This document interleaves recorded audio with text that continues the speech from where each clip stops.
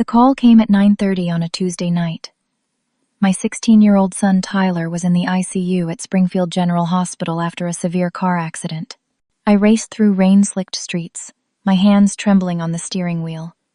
When I burst through the hospital's automatic doors, a young nurse with auburn hair grabbed my arm near the elevator bank. Her eyes were wide with fear as she whispered urgently, "Mrs. Patterson, don't go up there yet. Hide in the supply closet down this hall and trust me, please." I froze, my mother's instinct screaming danger. Every fiber of my being wanted to run straight to Tyler. I'm his mother. When your child is hurt, you go to them. That's the law of nature, stronger than gravity, more powerful than any fear. But something in that nurse's face stopped me cold.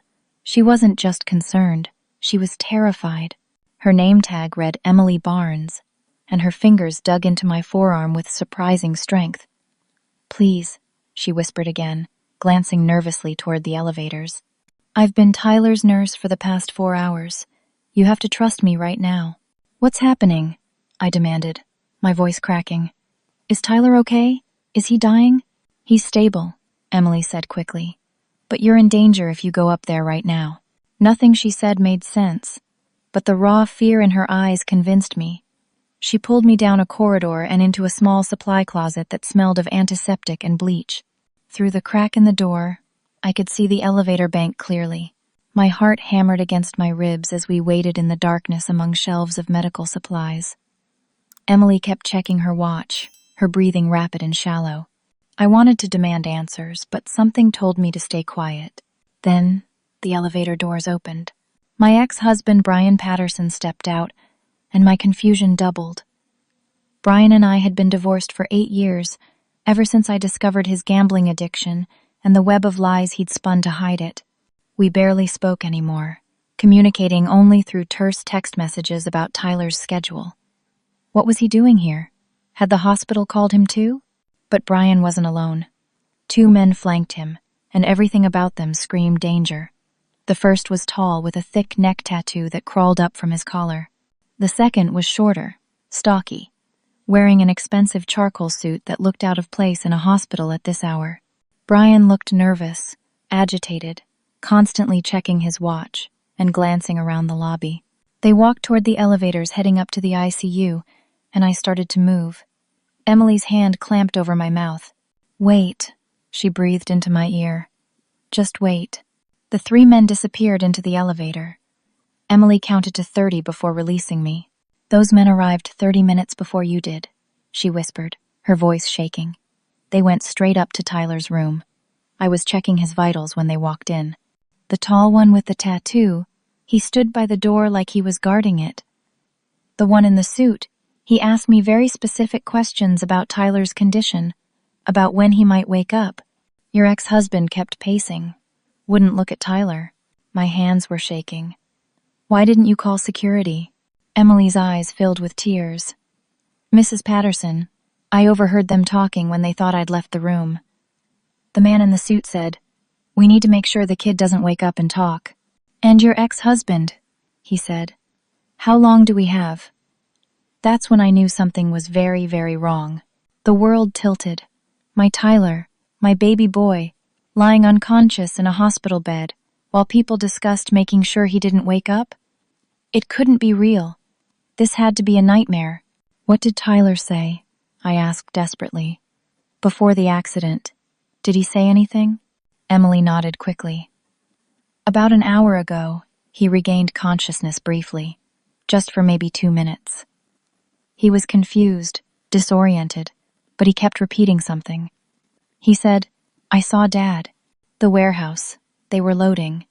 Then he lost consciousness again. I tried to process this. A warehouse? Loading what? Why would that make Brian want to hurt his own son? "I need to call the police," I said, fumbling for my phone. "This is insane. Whatever Brian's involved in, the police need to know."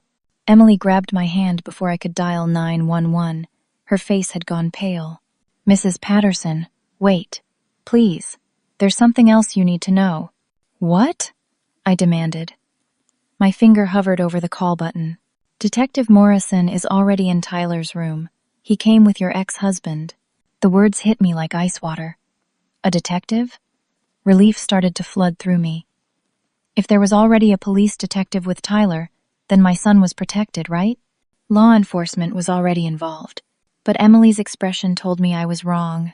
I heard the detective talking to your ex-husband outside Tyler's room, she continued, her voice barely audible. He told Brian, "Don't worry, we'll handle this clean." The boy's injuries were severe enough already. Mrs. Patterson, I think the detective is working with them. My phone slipped from my hand, clattering on the closet floor. The police, the people you're supposed to trust when you're in danger, the people who are supposed to protect and serve. They were part of this. I couldn't call 911. I couldn't go to the authorities. The authorities were trying to hurt my son. Emily picked up my phone and pressed it back into my trembling hands. I don't know what Tyler saw or what your ex-husband is involved in, but those men are dangerous. I've worked in hospitals for 6 years. I know when something isn't right. This isn't right. I leaned against the metal shelving, my legs suddenly weak. What am I supposed to do? I whispered. How do I protect Tyler if I can't even go to the police? Emily checked her watch again. My shift ends in 40 minutes. Maybe we can figure something out together. But right now, you need to stay hidden. If they know you're here, I don't know what they'll do. We waited in that supply closet, 2 women surrounded by gauze and syringes and IV bags, while my son lay unconscious 3 floors above us with men who wanted to silence him forever. My first instinct as a mother had been to call the police, to get help from people with authority and power. But that option had been ripped away from me in an instant. I was completely alone, and the danger was so much worse than I'd imagined. 20 minutes crawled by in that supply closet. 20 minutes of imagining every horrible possibility. 20 minutes of Emily periodically checking the hallway while I tried not to completely fall apart. Finally, Emily whispered, "They're leaving."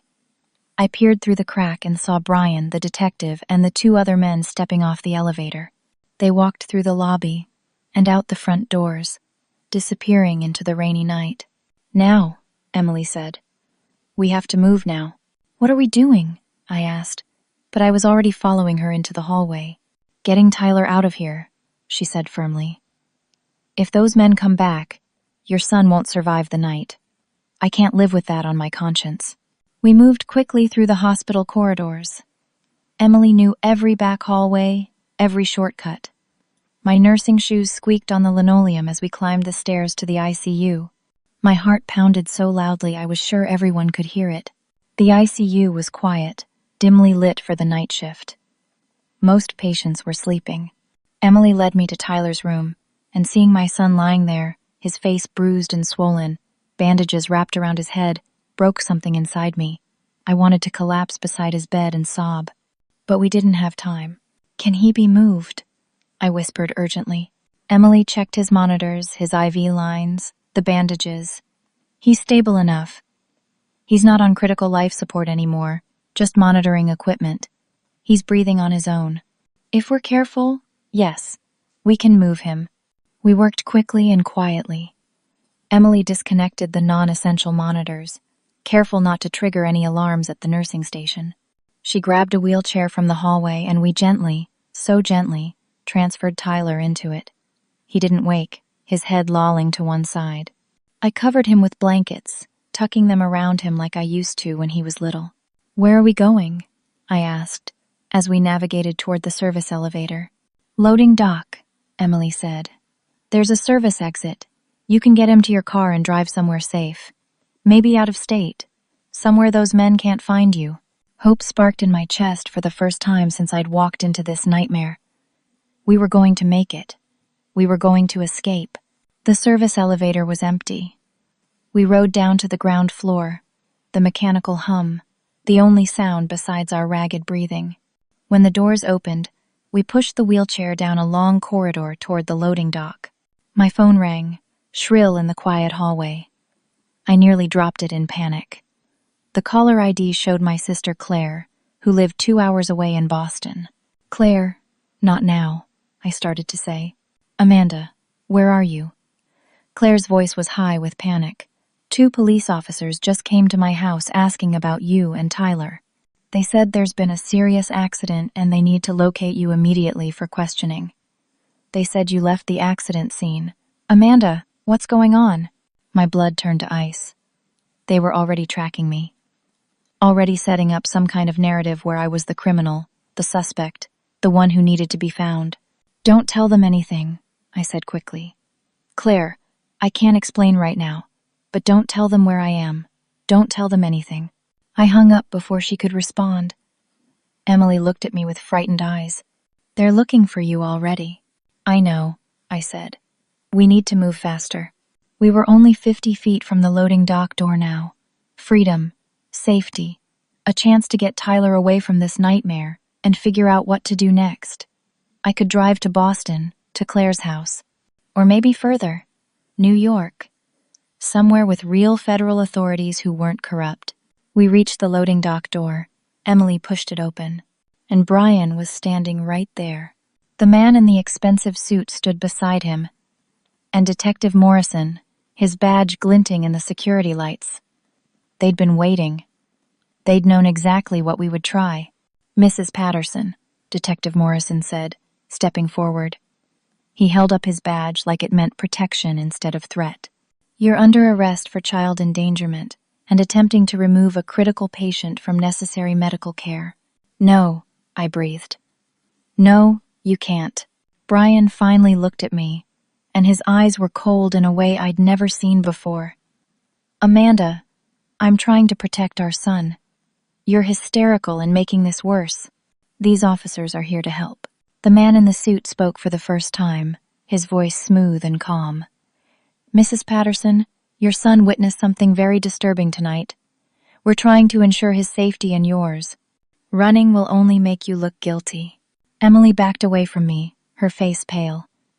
I'm sorry, she stammered. I was just doing what she asked me. I didn't know.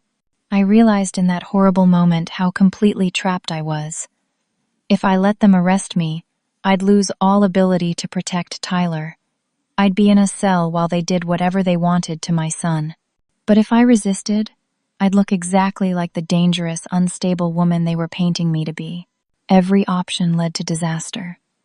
My attempt to escape, to save Tyler, had made everything infinitely worse. Now I had criminal charges. I looked like a fugitive, and they had legal grounds to control every aspect of what happened next. I had to make a choice in a split second. Surrender and lose Tyler, or run and prove their narrative. So I did something desperate. I shoved the wheelchair with Tyler toward Emily and ran in the opposite direction, back into the hospital. Stop her! Morrison's voice echoed behind me.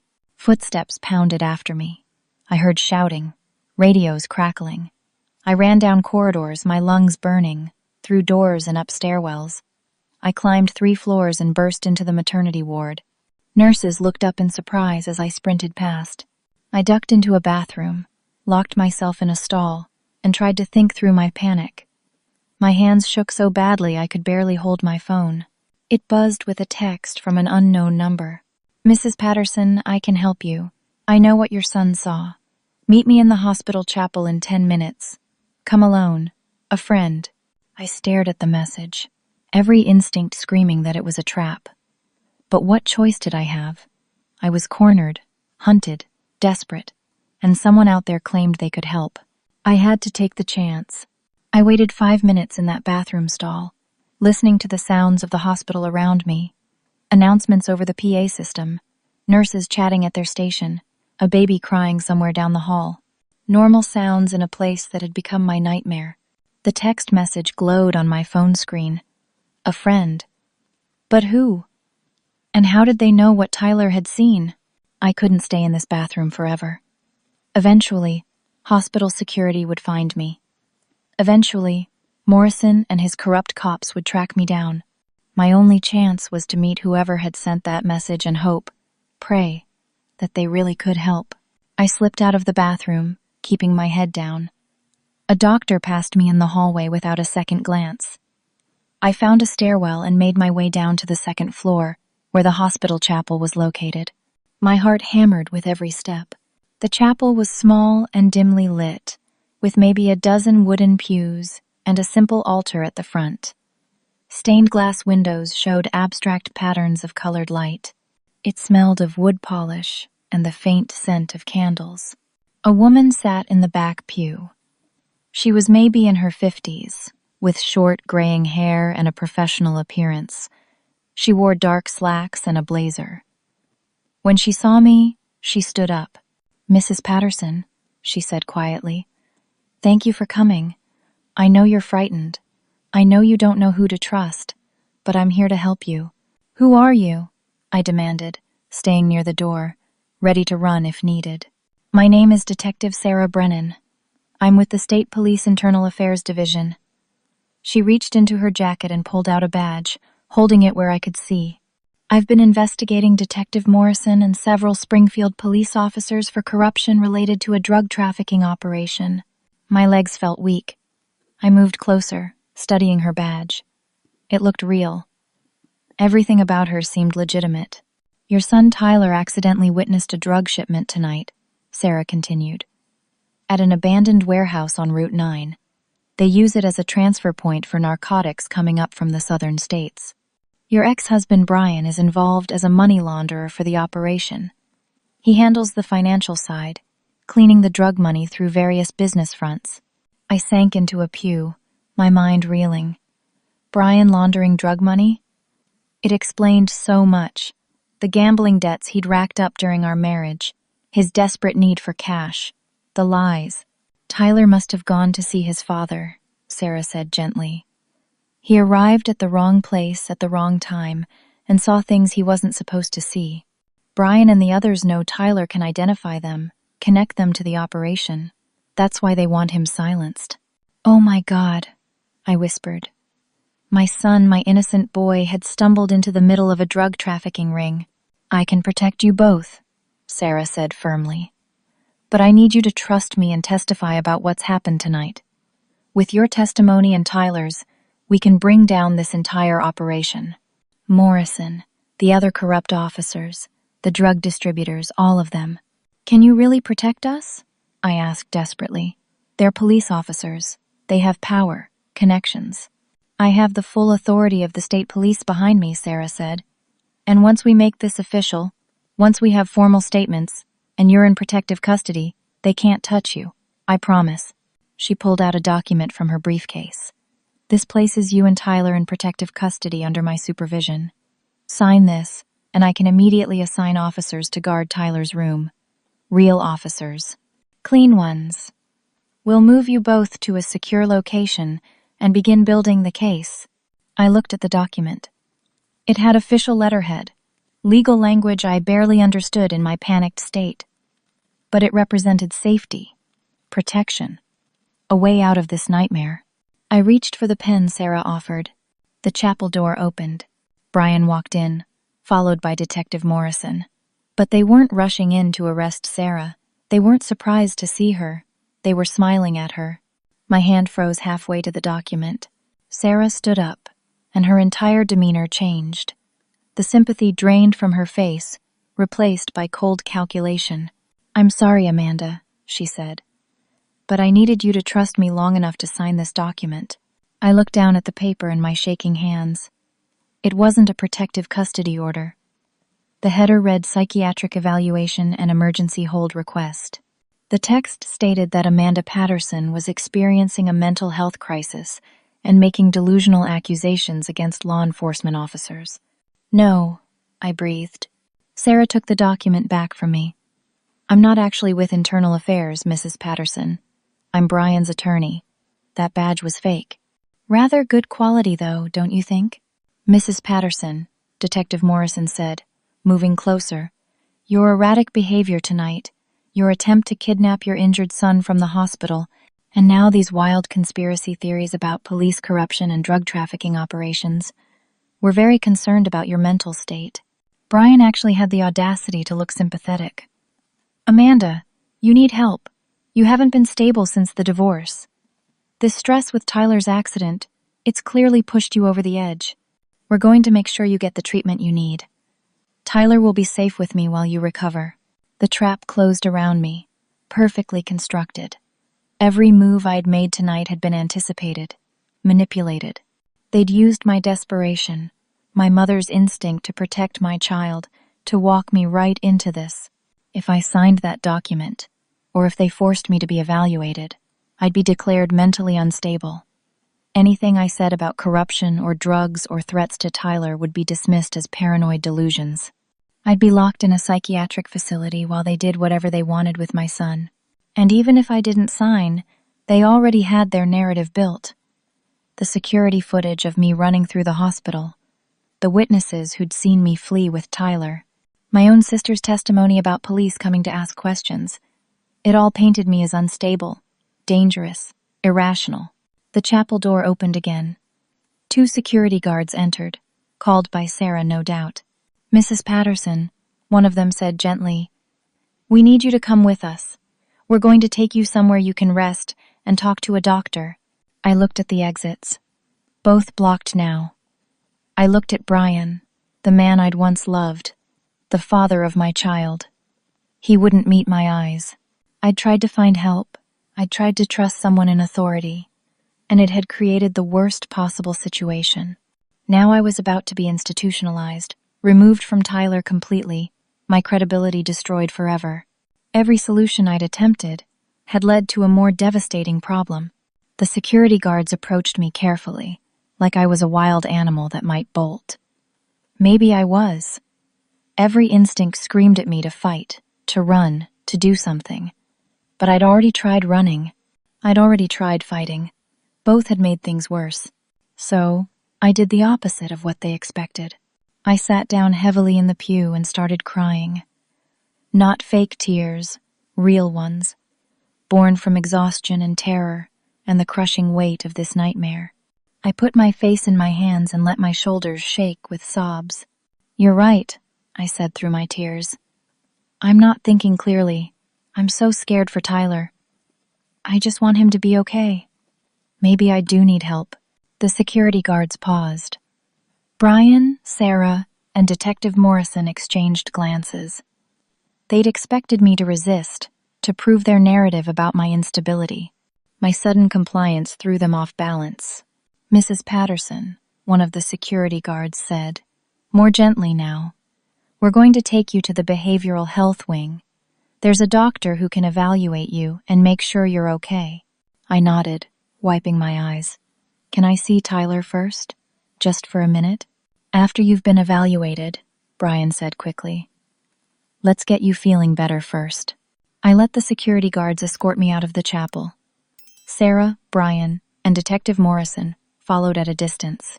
We walked through the quiet hospital corridors to the behavioral health wing, a separate section on the first floor.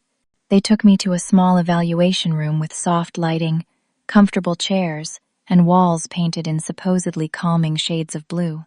A woman in her 40s entered, wearing professional attire and a kind expression. "I'm Dr. Catherine Winters," she said. "I'm here to talk with you and make sure you're safe. Is that okay?" I nodded mutely. Dr. Winters looked at the security guards, Brian, Sarah, and Morrison crowding the doorway. "I need to evaluate Mrs. Patterson privately, please." She gestured for them to leave. Morrison hesitated. "Doctor, this woman has been making serious accusations and behaving erratically. We're concerned about what she might say."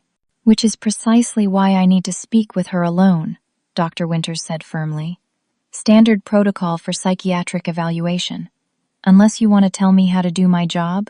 They filed out reluctantly, and Dr. Winters closed the door. She sat down across from me, her expression neutral and professional.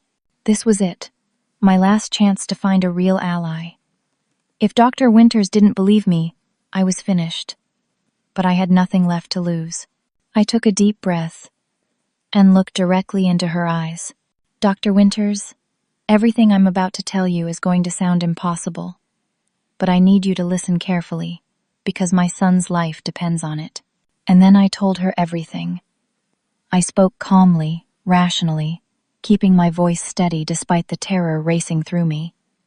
I provided specific details: the warehouse on Route 9, the exact time Tyler was admitted to the ICU, The nurse, Emily Barnes, who'd first warned me. Tyler's brief moment of consciousness, and what he'd said.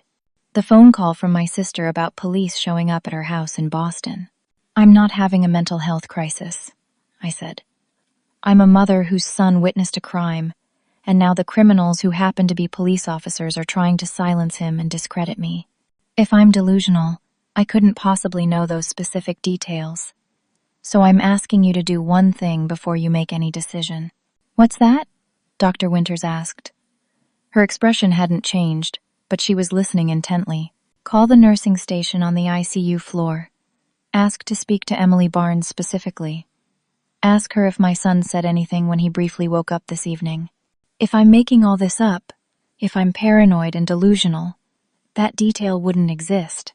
But if it does exist, if Tyler really did say something about his father and a warehouse, then you'll know I'm telling the truth." Dr. Winters studied me for a long moment. Then she stood and stepped into the hallway. Through the small window in the door, I could see her making a phone call.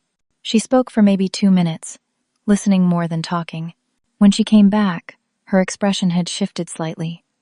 Something in her eyes had changed.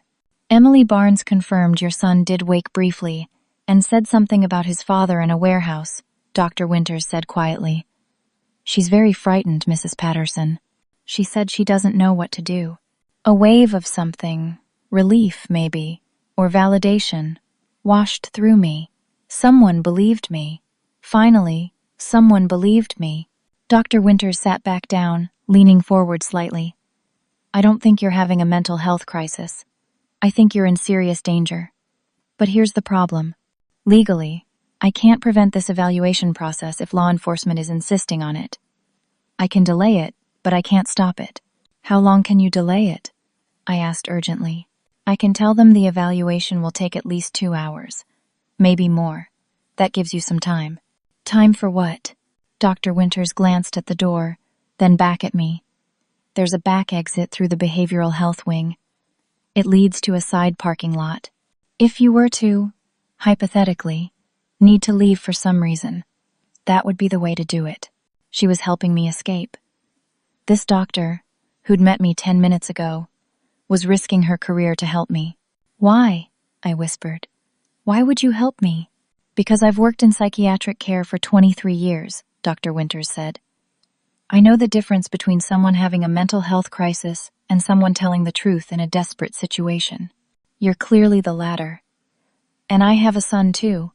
If he were in danger, I'd hope someone would help me." She stood and walked to the door, opening it slightly. She spoke loudly enough for the people in the hallway to hear. "Mrs. Patterson, I'm going to step out and consult with my colleagues. This evaluation is going to take some time, at least 2 hours. Please make yourself comfortable."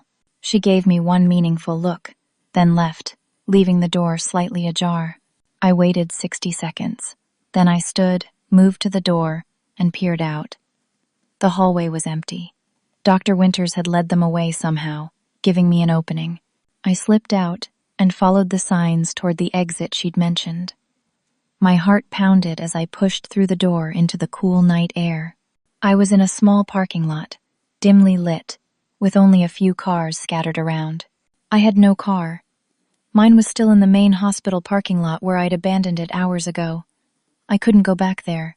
I pulled out my phone and scrolled through my contacts. Who could I call? Who could I trust? Everyone seemed dangerous now, compromised or unreachable. Then I saw my brother Marcus's name. Marcus lived 40 minutes away in Hartford, Connecticut. We weren't super close, saw each other maybe 3 times a year at holidays, but he was family. He was Tyler's uncle. I dialed his number. It rang 4 times before he answered, his voice groggy with sleep. "Marcus, it's Amanda. I need help. Right now, please." The sound of my own desperation must have convinced him, because he didn't ask questions. "Where are you?" "Springfield General Hospital.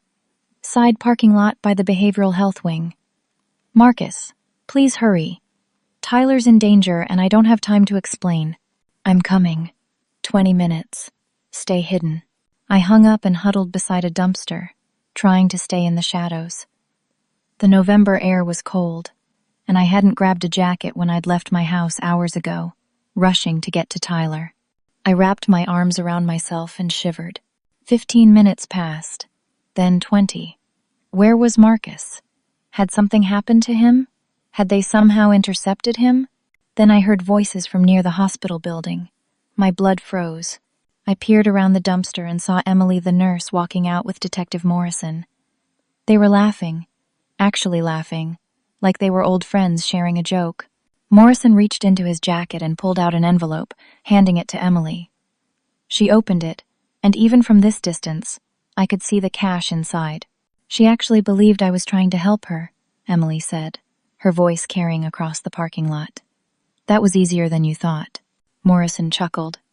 Brian said his ex-wife was trusting and naive. Worked perfectly. She walked right into every trap. Emily tucked the envelope into her purse. So, what happens now? With the kid? Morrison's voice dropped lower, harder to hear. But I caught enough. Once we deal with the mother, the kid's testimony won't matter. Brain injury, trauma, unreliable witness. Easy to discredit. They walked toward the main hospital entrance, still talking, and I couldn't hear any more. But I'd heard enough. Emily had never been trying to help me. From the very first moment in the hospital lobby, when she'd grabbed my arm and whispered for me to hide, it had all been a setup. She'd been working with Brian and Morrison all along. Everything she'd told me about Tyler waking up and what he'd said, it was designed to make me panic, to make me behave erratically, to build the narrative that I was unstable. The one person I'd thought was a genuine ally in this nightmare had been manipulating me from the start. Every decision I'd made based on Emily's information had been exactly what they wanted me to do. Headlights swept across the parking lot. Marcus's pickup truck pulled up beside the dumpster where I was hiding. I ran to it and yanked open the passenger door, climbing in quickly. "Amanda, what the hell is going on?" Marcus demanded. "You look terrified." "Drive," I said. "Just drive. I'll explain everything." As we pulled out of the parking lot, I looked back at Springfield General Hospital. Somewhere in that building, my son lay unconscious and vulnerable, and I was driving away from him, leaving him surrounded by people who wanted him dead. But I had no choice. I needed evidence. I needed something, anything, that would prove what Tyler had witnessed and expose the corruption before they could silence him forever. The conspiracy was so much deeper than I'd imagined. And I'd been manipulated and betrayed at every turn. But I wasn't giving up. Tyler was still alive. And as long as he was breathing, I would fight for him. Marcus drove in silence for the first 5 minutes, gripping the steering wheel and glancing at me with worried eyes. I took deep breaths, trying to organize my thoughts into something coherent. Finally, he spoke. "Amanda, you need to tell me what's happening. Right now." So I did. I told him everything. From the phone call about Tyler's accident to the nurse who'd warned me, to discovering Brian with criminals and corrupt police, to the trap in the chapel, to Emily's betrayal. My words tumbled out in a rush, and I knew how insane it all sounded. When I finished, Marcus was quiet for a long moment. Then he pulled the truck over to the side of the road and turned to face me. "Okay," he said. "I believe you." Relief flooded through me. "You do?" "Yeah. Brian always was a scumbag, even before you divorced him. And I've never trusted cops, not after what happened with Dad." He was referring to our father's arrest 20 years ago for a crime he didn't commit. Something that had eventually been proven, but only after he'd spent 6 months in jail. "So, yeah, I believe you. What do we do?" "Tyler said something about a warehouse on Route 9, I said. "Where he saw Brian and the others loading something. That's where the drug operation is. If we can get there, get photos or video evidence of what they're doing, we can take it straight to the FBI, skip the local police entirely, and go federal." Marcus nodded slowly. "That's risky as hell. I know, but I'm out of options, Marcus.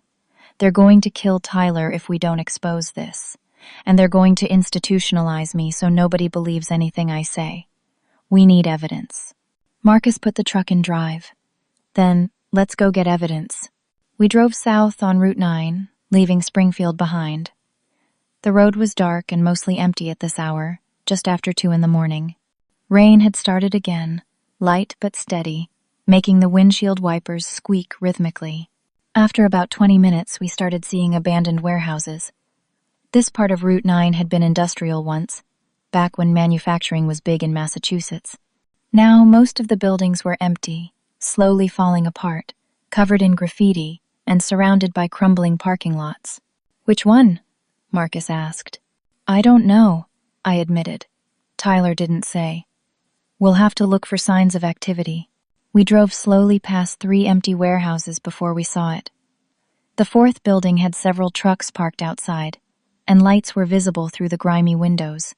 Men moved in and out, loading boxes into one of the trucks. "That's it," I breathed. "That has to be it." Marcus parked the truck behind an old dumpster about 100 yards away. "We can't get too close," he said. "If they see us, we're done." I pulled out my phone. "I'll video from here. It's dark, but maybe we can get enough to show what's happening." We crouched behind the dumpster, rain soaking through our clothes. I started recording, zooming in as much as my phone would allow.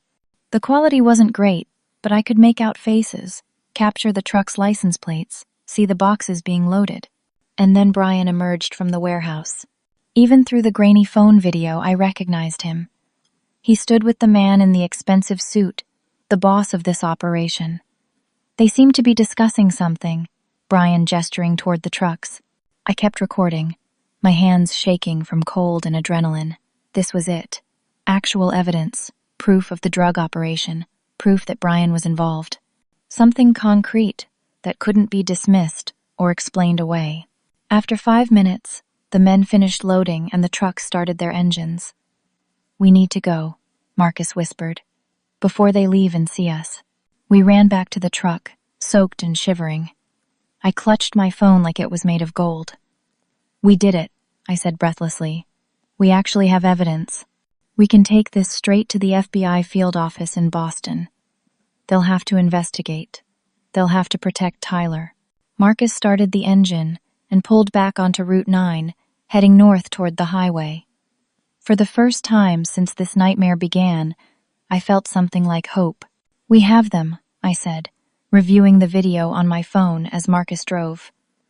I got clear shots of Brian, the warehouse, the trucks, the license plates. "This is enough. This has to be enough." My phone's battery was at 15%. I needed to save the video immediately, send it somewhere safe in case something happened to my phone. I started typing an email to myself, attaching the video file. Flashing lights appeared behind us. "No," I whispered. "No, no, no." "It's just a traffic stop," Marcus said, but his voice was tight. Maybe I was speeding. Just stay calm. He wasn't speeding. We both knew it. "Marcus, don't stop," I said. "They're part of this. We need to get to the FBI. Amanda, if I run from the cops, we'll get arrested for evading police. That'll make everything worse. Let me handle this." He pulled over to the side of Route 9. Rain streaked the windows as the police car pulled up behind us, its lights painting everything in red and blue. Detective Morrison approached the driver's side window. My heart stopped beating. Marcus rolled down the window, trying to look calm. "Evening, officer." Was I speeding?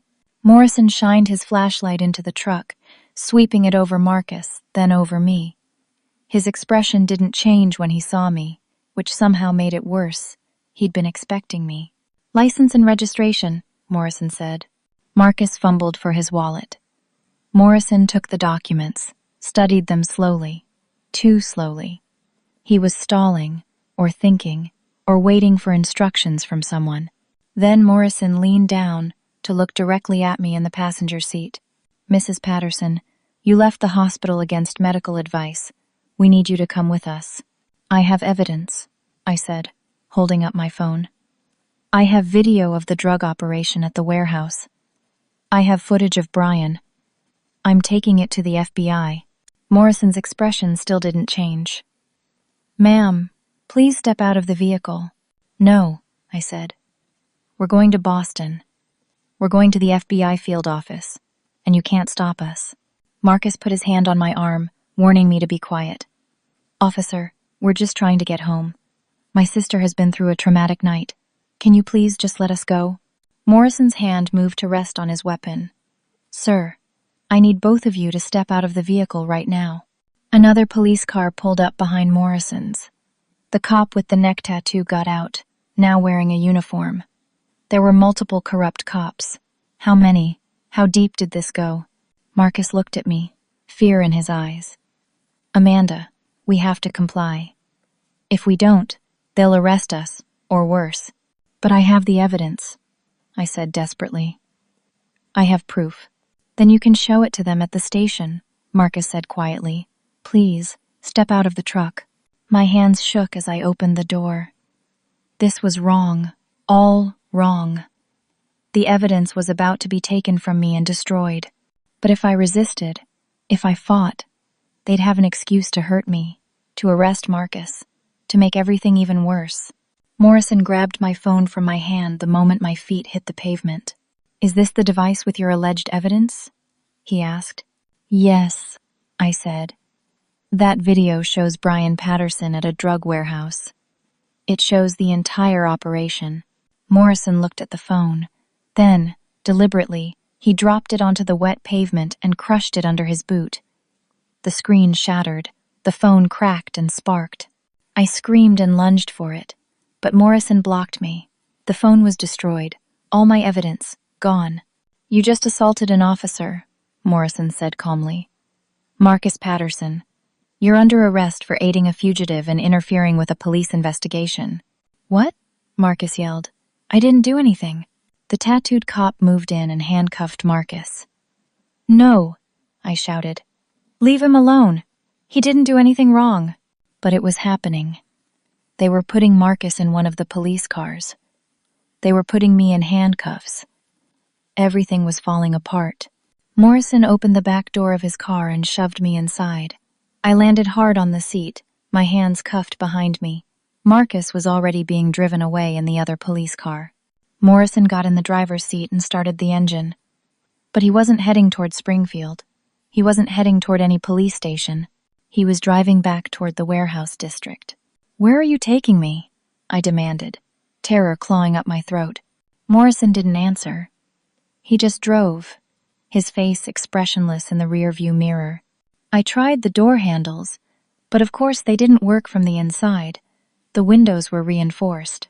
I was trapped in the back of a police car, handcuffed and helpless, being driven to an isolated warehouse district in the middle of the night by a corrupt cop.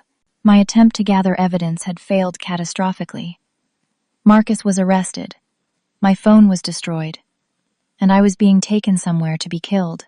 This was it. The worst possible outcome. I tried everything and failed every time. And now I was going to die, and Tyler was going to die, and nobody would ever know the truth. The warehouse came into view through the rain-streaked windows. Morrison parked behind the building, in a dark area with no witnesses, no cameras, no hope. Brian's car was already there, waiting. Morrison pulled me roughly from the police car. Rain soaked through my clothes immediately as he dragged me toward the back of the warehouse. My feet slipped on the wet pavement, and I nearly fell, but his grip on my arm kept me upright. Brian stepped out from under an awning, his expensive shoes splashing in puddles. Behind him stood the man in the suit, the boss whose name I still didn't know. The tattooed cop pulled up in another car, and suddenly I was surrounded.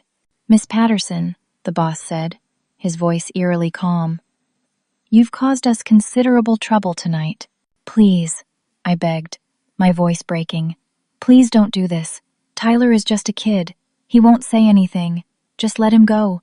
Let us go. Brian finally looked at me, and I saw something flicker in his eyes. Guilt, maybe. Or regret. But not enough to stop this. This wasn't supposed to happen, Amanda, he said quietly.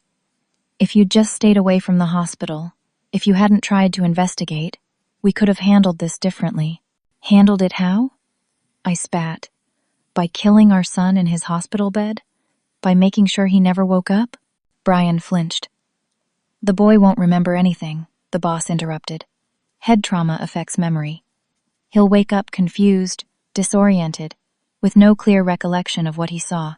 And you, Mrs. Patterson, are going to disappear.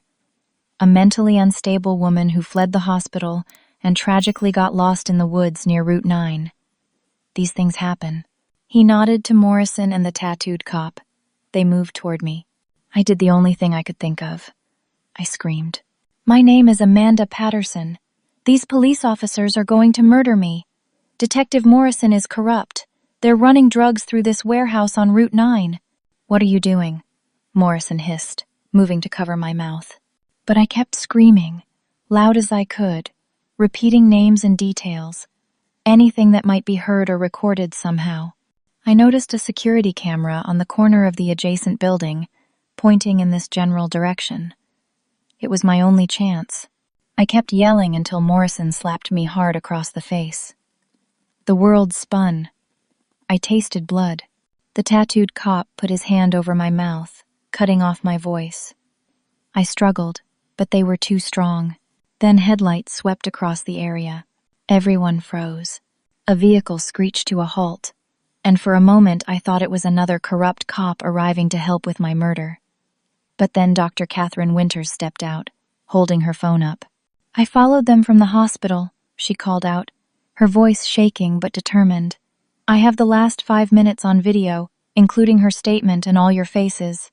I've been recording everything. Morrison's hand dropped from his weapon.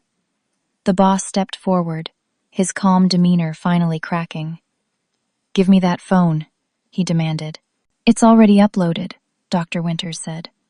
I sent the video to the FBI field office in Boston with a full report.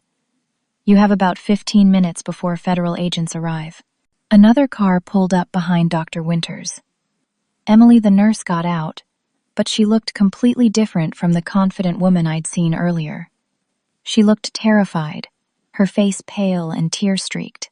Dr. Winters made me come, Emily said, her voice breaking. She knows I was involved. Mrs. Patterson, I'm so sorry. I'm so sorry. They paid me, but I didn't know they were going to kill anyone. I just thought it was about money. The boss pulled a gun from inside his jacket and pointed it at Dr. Winters. Give me the phone now, or I'll shoot you right here. Killing me won't stop anything, Dr. Winters said, but fear crept into her voice. The video is already sent. It's over. Then we eliminate everyone and disappear before the feds arrive, the boss said coldly. His finger moved to the trigger. Brian, I called out desperately. Brian, look at me. You can still save yourself. Help me. Help your son. Don't let them murder people. You're not this person. You made mistakes, but you're not a killer. Brian stood there, frozen between his criminal associates and his ex-wife, his face twisted with indecision. The boss kept his gun pointed at Dr. Winters. Morrison and the tattooed cop looked at each other nervously. Emily sobbed quietly. Rain poured down on all of us. Brian, I said again, please. Tyler needs his father. Be someone he can be proud of. Something in Brian's expression changed. Some final thread of decency or humanity that hadn't been completely destroyed by greed and fear. He lunged at the boss, tackling him. The gun fired into the air as they both went down, struggling in the mud. Run, Brian yelled. Everything erupted into chaos. Morrison and the tattooed cop went for the gun that had fallen from the boss's hand. Dr. Winters grabbed Emily and pulled her toward the cars. I ran, my hands still cuffed behind me, stumbling and nearly falling. Another gunshot. I didn't see who fired or who was hit. I just kept running toward Dr. Winters' car. Dr. Winters yanked open the back door and I threw myself inside. She jumped into the driver's seat and floored the accelerator. We peeled out of the parking area, tires squealing. Through the back window, I saw more headlights arriving. Multiple vehicles with flashing lights. Not police cars. These were different. FBI or state police, maybe. Real authorities. Dr. Winters was shaking as she drove. I really did send the video, she said breathlessly. I called the FBI 2 hours ago when you first told me your story. They were already investigating reports of police corruption in Springfield. Your case gave them probable cause to move in. You saved my life, I said. You saved Tyler's life. We just have to get you somewhere safe until the federal agents secure the scene, Dr. Winters said. "What about Brian?" I asked. Was he shot?" "I don't know," Dr. Winters admitted. "I didn't see. FBI agents intercepted us 2 miles from the warehouse. Special Agent Jennifer Hartwell, a stern woman in her 40s wearing a navy windbreaker with FBI in yellow letters, took charge immediately. She had my handcuffs removed and brought me to a mobile command center set up in the parking lot of a closed gas station. "Mrs. Patterson, I need you to tell me everything," Agent Hartwell said, "from the beginning." So I did. For what felt like the 100th time that night, I recounted the entire nightmare. But this time, I was talking to someone who believed me, someone with real authority who wasn't corrupt. Dr. Winters provided her video evidence. Emily, brought in separately, cooperated fully, and gave detailed information about the conspiracy, about who was involved and how the operation worked. "What happened at the warehouse?" I asked Agent Hartwell desperately. "Is Brian alive? Was anyone killed?" "Your ex-husband was shot in the shoulder, but he's stable," Agent Hartwell said. "He's already giving testimony against Vincent Corelli, the man you described as the boss. Detective Morrison and Officer James Reeves, the one with the tattoo, both attempted to flee but were apprehended. We've arrested 3 other Springfield police officers based on information from your ex-husband and the nurse. This investigation is much bigger than we initially realized." "And Tyler?" I asked. "My son, is he safe?" "We have agents at the hospital right now, securing his room." "He's safe, Mrs. Patterson. You both are." I started crying then, really crying, all the terror and exhaustion and relief pouring out of me. I'd fought so hard, been betrayed so many times, walked into trap after trap. But somehow, impossibly, we'd survived. "I need to see Tyler," I said. "Please. I need to see my son." "Of course," Agent Hartwell said gently. "Let's get you to the hospital." The FBI escorted me back to Springfield General Hospital, just as dawn was breaking. The rain had finally stopped, and pale sunlight filtered through the clouds. It felt like emerging from a very long, very dark tunnel. Agent Hartwell walked with me through the hospital corridors. FBI agents were stationed throughout the building now, and I saw hospital administrators and staff being questioned. The entire place was swarming with federal law enforcement. When I reached the ICU, there were 2 FBI agents standing outside Tyler's room. They nodded to Agent Hartwell and stepped aside to let me enter. Tyler was awake. He looked up at me with those brown eyes I knew so well, confused and groggy but alive. "Mom," he said weakly. "What happened? Where's Dad?" I rushed to his bedside and took his hand, careful of all the IV lines and monitors. "Oh, sweetheart," I said, tears streaming down my face. "You're safe now. You're going to be okay." Over the next few days, as Tyler recovered in the hospital, the full extent of the conspiracy came to light. Brian had been laundering money for Vincent Corelli's drug trafficking operation for 18 months, desperately trying to pay off massive gambling debts. The operation involved 6 corrupt Springfield police officers and several civilians who worked at the warehouse and handled distribution. Tyler told me his version of events once he was feeling stronger. He'd gone to meet Brian for their scheduled dinner and arrived at the wrong address by mistake, thinking it was Brian's new office. He'd walked right into the middle of the drug operation. Brian had seen him and panicked, told him to leave immediately. Tyler, frightened and confused by what he'd witnessed, had driven away too fast and crashed his car 3 miles from the warehouse. The accident itself had been genuine, not staged. But once Brian and the others realized Tyler had seen the operation and could identify them, they'd decided he needed to be silenced. Marcus was released from custody after 12 hours. All charges dropped and an official apology issued. He came to visit Tyler and me at the hospital, bringing flowers and looking exhausted. "Sis," he said, hugging me tight, "you're the toughest person I know. You saved everyone. You didn't give up even when everything was against you." "I had to," I said simply. "He's my son." Brian was recovering from his gunshot wound in a federal holding facility, under guard. He'd cooperated fully with prosecutors, providing detailed testimony about the entire operation. Agent Hartwell told me that his cooperation, combined with the fact that he'd ultimately helped save my life by tackling Corelli, would likely result in a reduced sentence. He was looking at 8 years instead of 20 or more. The legal consequences came swiftly. Detective Morrison and 4 other Springfield police officers were charged with drug trafficking, corruption, conspiracy, and attempted murder. Vincent Corelli faced dozens of federal charges and would likely spend the rest of his life in prison. Emily received probation in exchange for her testimony, though she lost her nursing license permanently. 2 weeks after that terrible night, Brian asked to speak with me. Tyler wanted to see his father, despite everything, so I arranged for us to visit the medical facility where Brian was being held. Brian looked smaller somehow, diminished. He was handcuffed to the hospital bed, his shoulder bandaged, his face gaunt. When he saw Tyler, tears filled his eyes. "I'm sorry, son," he said, his voice breaking. "I'm so sorry for everything. I made terrible choices. I was drowning in debt and they threatened to kill me if I didn't help them. When you saw what was happening at that warehouse, I panicked. I thought if I went along with their plan to discredit your mother, they'd let you live. I know that doesn't make it right. I know I should have protected you both from the start." Tyler, sitting in a wheelchair beside my chair, looked at his father with an expression far too mature for a 16-year-old.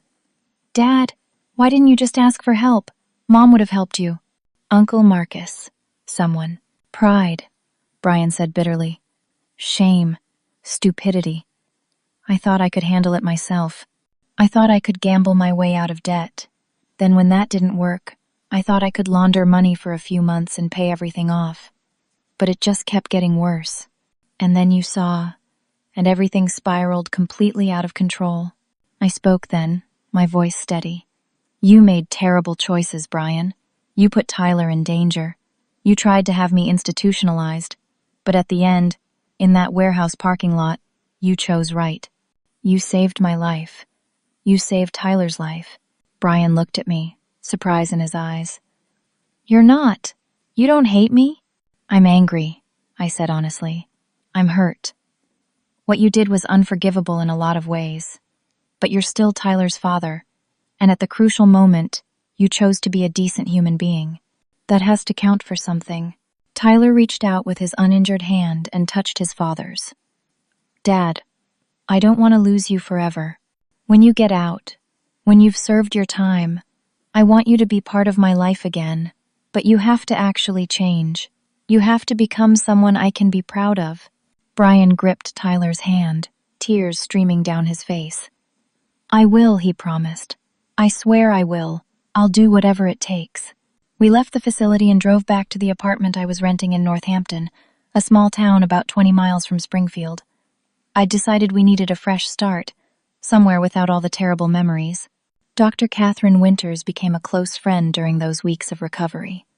She visited us often, checking on Tyler's progress, and becoming someone I could talk to about everything we'd been through. One afternoon, sitting in my small living room while Tyler napped, Dr. Winters asked me, "Do you ever think about what would have happened if you'd given up? If you'd let them institutionalize you that night in the chapel?" "I think about it all the time," I admitted. "If I'd signed that paper, if I'd let them convince me I was crazy, Tyler would be dead. They would have killed him and made it look like complications from his injuries." "You trusted your instincts," Dr. Winters said. "Even when everyone was telling you that you were wrong, that you were unstable, you knew the truth. That takes incredible strength." "I felt like I was losing my mind half the time," I said. "I didn't know who to trust. Everyone I tried to trust betrayed me." "Not everyone," Dr. Winters pointed out. "Your brother believed you. I believed you. And at the end, Brian chose to believe in something bigger than his own fear. Sometimes that's enough." "Why did you help me?" I asked. "You could have lost your job, your license. You took a huge risk for someone you'd just met." Dr. Winters smiled sadly. "I've worked in psychiatric care for 23 years. I've seen too many people dismissed and disbelieved when they were actually telling the truth. I wasn't going to let that happen to you. And besides," she added, "I have a son too. He's 28 now, living in California.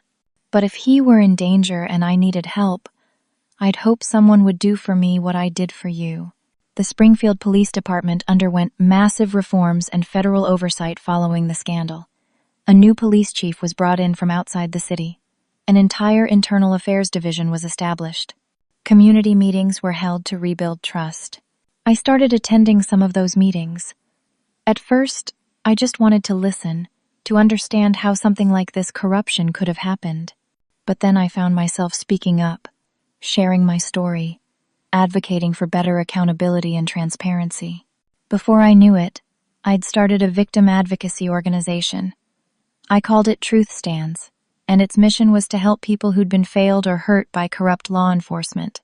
We provided legal resources, connected victims with honest lawyers and investigators, and created support networks for people going through similar nightmares. The work was healing for me. It gave meaning to everything I'd suffered through. If my nightmare could help prevent someone else's, then maybe it had been worth it. Tyler spent 6 months in therapy, processing the trauma of the accident, the betrayal by his father, and the terrifying night when people had wanted him dead. His therapist said he was remarkably resilient, but I knew he'd carry scars from this experience forever. He went back to school after 2 months of recovery, determined to graduate on time. His friends rallied around him, supportive and protective. He even started talking about maybe becoming a lawyer someday, someone who could fight corruption and help people like his mother had helped people. "I'm proud of you," I told him one night over dinner. "You survived something terrible and you're not letting it destroy you." "I learned from the best," Tyler said with a small smile. "You didn't let them destroy you either, Mom. You fought back." 6 months after that terrible night, I received a letter from Brian in prison. He wrote about the classes he was taking, the addiction counseling he was attending, the ways he was trying to become a better person. He asked if Tyler and I would consider visiting him again. Tyler read the letter carefully. "I think we should go," he said. "I'm still angry at him. I don't know if I'll ever fully forgive him. But he's my dad. And he did save you at the end. That has to mean he's not completely lost." So, we visited. And we kept visiting, once a month. Slowly, painfully, we started rebuilding some kind of relationship with Brian. It would never be what it was before. Too much had been broken. But maybe, eventually, it could be something new, something honest. One evening in late spring, Tyler and I were cooking dinner together in our small kitchen. The windows were open, letting in the warm breeze and the sound of birds singing. Tyler was chopping vegetables for a salad, and I was stirring pasta sauce on the stove. "Mom, can I ask you something?" Tyler said suddenly. "Of course, sweetheart." "That night at the hospital," he said, "when everything was happening, were you scared?" I looked at my son, so much older now than he'd been 6 months ago. "Terrified," I said honestly. "Every single moment. I was so scared I could barely think straight. But you never stopped fighting." "Because I'm your mother," I said simply. "That's what mothers do. When you love someone, you fight for them, no matter how impossible it seems. You don't give up. You can't give up." Tyler set down the knife and came over to hug me. "I want to be brave like you," he said. "You already are," I told him, holding him tight. "You survived this. We both did. And we're going to be okay." As I stood there in my kitchen, my son safe in my arms, I thought about everything I'd learned that terrible night. About courage and betrayal and the power of refusing to surrender. About how sometimes the system fails you, but that doesn't mean justice is impossible. About how the people who truly love you will stand with you in the darkest moments. I'd learned that courage isn't the absence of fear. It's the refusal to let fear stop you from doing what's right. I'd learned to trust my instincts, even when everyone told me I was wrong. I'd learned that a mother's love is stronger than corruption, stronger than violence, stronger than any threat. And I'd learned that even when you're completely alone, surrounded by enemies and betrayal, one person telling the truth can change everything. That night at Springfield General Hospital changed my life forever. It showed me who I really was beneath the fear and caution I'd carried since my divorce. It showed me that sometimes, Being a good mother means being a warrior. And it showed me that even in our darkest hours, when we're surrounded by corruption and danger and people who want to destroy us, the truth has power. Love has power. And as long as we refuse to give up, as long as we keep fighting for the people we love, there's always hope. Always. My son is alive. We're safe. We're healing. And we're finally, truly free. I want to ask you something, dear friends. Have you ever had to fight for someone you love when everyone told you to give up? Have you ever had to trust your instincts when the whole world said you were wrong? I'd love to hear your stories in the comments below. Your experiences matter, and sharing them helps all of us feel less alone. If this story touched your heart, please consider hitting that like button. It helps other people who might need to hear this message find it. And if you're not already subscribed to this channel, I'd be honored if you'd join our community. We share stories of courage, survival, and the strength of the human spirit every week. Please share this story with someone who might need to hear it. Maybe someone who's fighting their own battle right now. Maybe someone who needs to be reminded that giving up is never the only option. Your share could make all the difference to someone who's struggling. Thank you for listening to my story. Thank you for being part of this journey with me. I hope you know that whatever you're facing, whatever battles you're fighting, you're stronger than you think. You're braver than you know. And you're never, ever alone. May you always have the courage to fight for what matters. May you always trust the truth in your heart. And may you always, always hold on to hope. Until next time, take care of yourselves and each other.